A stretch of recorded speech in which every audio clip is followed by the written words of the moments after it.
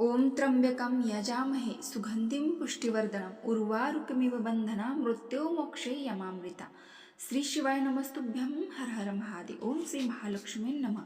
नमस्कार मैत्रिणींनो. शिवपुराणातील भगवान शिवशंकरांचे मार्गशीर्ष महिन्यातील अष्टमीचे अत्यंत लाभदायक आणि अचूक उपाय. तुमच्या कोणत्याही कठीण समस्येवर मार्गशीर्ष महिन्यातील तिसऱ्या गुरुवारी आणि याच दिवशी आलेली आहे काल अष्टमी. तर शिवपुराणातील भगवान शिवशंकरांचे तुमच्या जीवनातील कितीही मोठे संकट, दुःख, तकलीफ असेल, भोलेनाथांच्या कृपेने दूर होते. हे उपाय करून पहा. मार्गशीर्ष महिन्यातील काल अष्टमीच्या दिवशी आलेली आहे.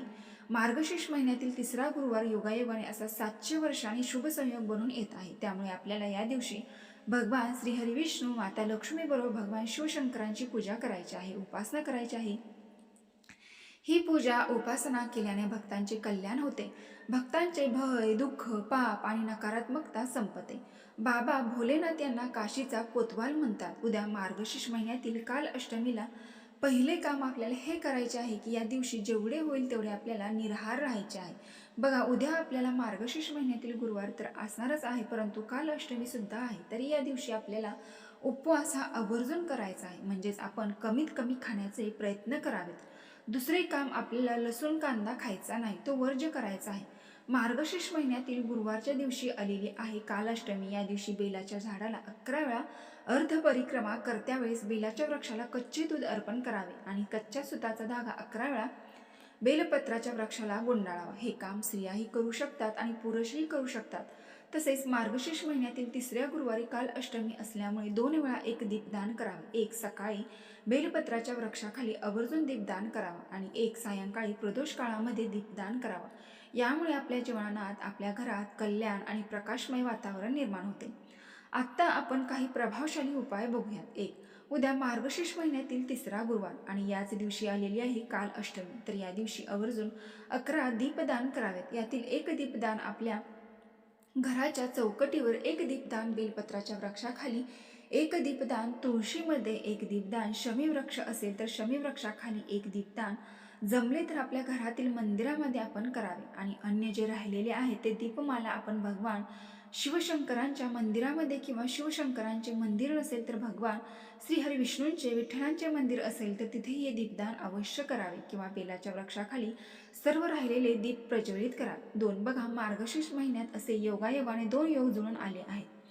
भगवान शिवशंकरांबरोबर दत्त महाराजांची सेवा उपाय केल्याने आपल्या घरातील वास्तुदोषापासून वस्तूंचे रक्षण व्हावे. म्हणून जर महिन्याला येणाऱ्या काल अष्टमीला वास्तूमध्ये शिवपूजा करा. ओम नमः शिवाय मंत्राचा 108 वेळा जप करा. शंकराला अभिषेक घाला. भैरव अष्टक स्तोत्र 1 वेळा म्हणा.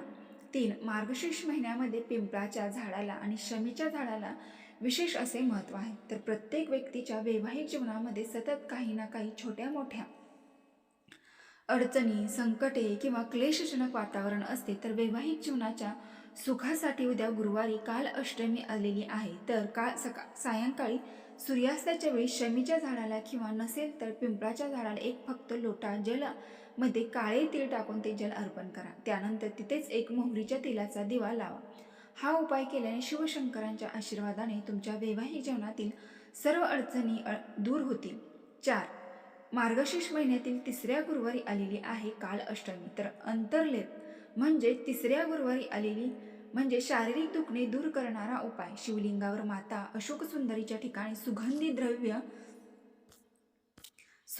द्रव्य लावा. म्हणजेच पाण्यामध्ये थोडेसे गुलाब जल मिक्स करून ते जल लावा. नंतर हातात थोडेसे पाण्याने भरलेले भांडे घेऊन आपले नाव आणि गोत्र बोलून ओम उमा पार्वती पते नमः हा मंत्र उच्चारून ते पाणी शिवलिंगाला अर्पण करा आणि नंतर ते पाणी आचमनासाठी वापरा. हा उपाय शारीरिक त्रास कमी करण्यास मदत करतो. हा उपाय अतिशय महत्त्वपूर्ण आणि प्रभावी आहे. 5. मार्गशीर्ष महिन्यातील गुरुवारच्या दिवशी आलेली आहे अष्टमी. दिवशी 1008 काळे तीळ किंवा 108 काळे तीळ किंवा 21 काळे तीळ भगवान शिवाची पूजा करावी. म्हणजे भगवान शिवशंकरांना काळे तीळ अर्पण करावे. यामुळे जो काही नजरबाधा, कठीणातील कठीण समस्या जाणवत असेल तर पूर्ण नष्ट होते. 6. मार्गशीर्ष अष्टमीच्या दिवशी माता दुर्गा, माता लक्ष्मीला प्रसन्न करून घेण्यासाठी सकाळी स्नानानंतर देवी पार्वतीला लाल रंगाचे कपडे, लाल फूल, सौभाग्यातील कुठल्याही 16 शृंगारमध्येच एक वस्तू अर्पण करा. त्यानंतर ओम गौरी शंकराय नमः या मंत्राचा 108 वेळा जप करा. यानंतर देवी पार्वतीला हलवा आणि हरभरा अर्पण करा. यामुळे माता दुर्गा, माता लक्ष्मी तुम्हाला अखंड सौभाग्य प्राप्त करते. 7. श्रावण महिना जसा पवित्र आहे तसाच मार्गशीर्ष महिना सुद्धा पवित्र आहे. म्हणून या मार्गशीर्ष महिन्यामध्ये आलेल्या गुरुवारच्या काल अष्टमी दिवशी भगवान शिवशंकरांना 108 वस्तू, मग त्या कोणत्याही वस्तू अर्पण करू शकतात. आपल्यापाशी काही नसेल तर 108 तांदळाचे दाणे, 108 मुगाचे दाणे किंवा 108 मोहरीचे फूल अर्पण करावे किंवा 108 सफेद फूल असेल तर अर्पण करावे. 108 गुलाबाच्या पाकळ्या अर्पण कराव्यात. पण मार्गशीर्ष महिन्यामध्ये गुरुवारच्या दिवशी भगवान शिवशंकरांना 108 वस्तू समर्पित कराव्यात. कारण काय आहे, स्कंद पुराणात लिहिले आहे, भगवान शंकरांना मार्गशीर्ष महिन्यातील अष्टमीच्या दिवशी या वस्तू अर्पण केल्याने माता पार्वती माता लक्ष्मीला घेऊन सदैव आपल्या घरामध्ये निवासस्थान करते. 8. उद्या मार्गशीर्ष महिन्यातील गुरुवारी आणि काल अष्टमीच्या दिवशी जर तुमचा व्यापार चालत नसेल, नोकरी मिळत नसेल, एखाद्या व्यक्ती गोष्ट पूर्ण खूप कष्ट असेल किंवा सतत हा ना तो आजार जाणवत असेल तर एक लोटा जल भगवान शिवशंकरांच्या मंदिरामध्ये घेऊन जावे.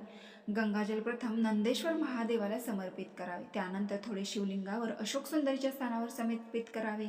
त्यानंतर थोडे गंगाजल गणेश आणि कार्तिकेयावर समर्पित करावे.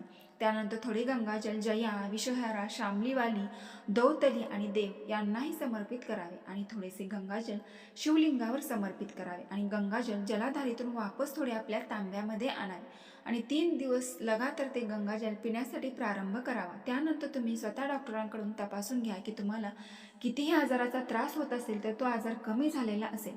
जर तुमचा व्यापार चालत नसेल तो व्यापार चालायला लागेल. पण ते जर तुम्हाला प्यायचं नाही तर ते तुम्हाला तुमच्या व्यापाराच्या ठिकाणी शिंपडायचं आहे. त्यामुळे तुमचा व्यापार सुरळीत चालेल. 9. मार्गशीर्ष महिन्यातील काल अष्टमीच्या दिवशी फक्त भगवान शिवशंकरांच्या शिवलिंगाला माथा लावल्याने भगवान महादेव आपल्या भाग्यात लिहिलेले दुःख, तकलीफ, आपल्या नशिबात कितीही वाईट लिहिलेले असतील, फक्त आपले डोके शिवलिंगाला मात्र स्पर्श झाल्याने आपल्या नशिबात कितीही उलटे लिहिलेले सुद्धा सोयीस्कर सुलटे होण्यास सुरुवात होते. फक्त श्रद्धा आणि विश्वास ठेवा आणि मनापासून श्रद्धेने भगवान शिवशंकराच्या शिवलिंगाला फक्त आपला माथा टेकवा आणि प्रणाम करा. 10. आज मार्गशीर्ष महिन्यातील काल अष्टमीला आणि गुरुवारच्या दिवसाला अनन्यसाधारण महत्त्व आहे. तर आपल्याला आज संध्याकाळी प्रदोष काळामध्ये आपले एखादे काम होत नसेल, सतत काम अडकत असेल तर एक तुपाचा दिवा घ्यायचा आहे. त्यामध्ये आपल्याला चिमूटभर काळे तीळ टाकून भगवान शिवशंकरांच्या पिंडीसमोर तो दिवा प्रज्वलित करून भगवान शिवशंकरांना मनापासून प्रार्थना करायची आहे, निवेदन करायचं आहे आणि यानंतर तो दिवा उचलून आपल्या मुख्य दरवाजाच्या उजव्या साईडला प्रज्वलित करायचा आहे. यामुळे तुमचे काम लवकर होईल. 11.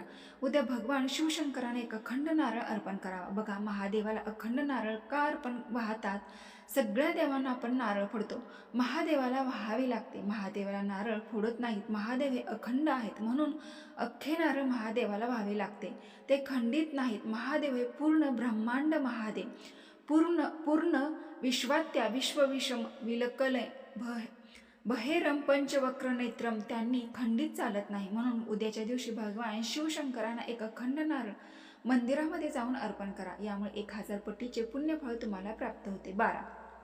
उद्या काल अष्टमीला फक्त तुम्ही श्रद्धेने, दयाने भगवान शिवशंकरांच्या घरच्या घरी शिवपिंडीवर फक्त स्नान घाला तर घर पूर्ण होते. एखाद्याचे घर अपूर्ण असेल तर 2-3 वर्ष होत नसेल तर त्याने दयेने, श्रद्धेने फक्त शिवलिंगाला उद्याच्या दिवशी विशेष करून स्नान घालावे. घरामध्ये एकमेकांमधील मन जुळत नसेल तर महादेवाला दयाने स्नान घालावे. नवरा बायकोचे 36चा आकडा असेल तर त्यांनी महादेवाला विशेष करून उद्याच्या दिवशी स्नान घालावे आणि ओम उमा पार्वती पते हर हर महादेव हा एक गजर करावा. 13. मार्गशीर्ष महिन्यामध्ये प्रयत्न करावे की सायंकाळच्या वेळेस शिवमंदिरात जात्यावेळीस जेव्हा महत्त्व सकाळी ब्रह्ममुहूर्ताचे असते तेवढेच महत्त्व सायंकाळच्या प्रदोषच्या काळी असते. जो प्रदोष काळ फक्त भगवान शिवशंकरांचे दर्शन घेतो, महादेवांचे दर्शन घेतो, त्याला मुक्त करतात. प्रदोष काळामध्ये भगवान महादेवाच्या जवळ जाऊन बसावे. स्कंद पुराणामध्ये विशेष सांगितले आहे की पहिले काम प्रदोष काळामध्ये शिवदर्शन झाले पाहिजे.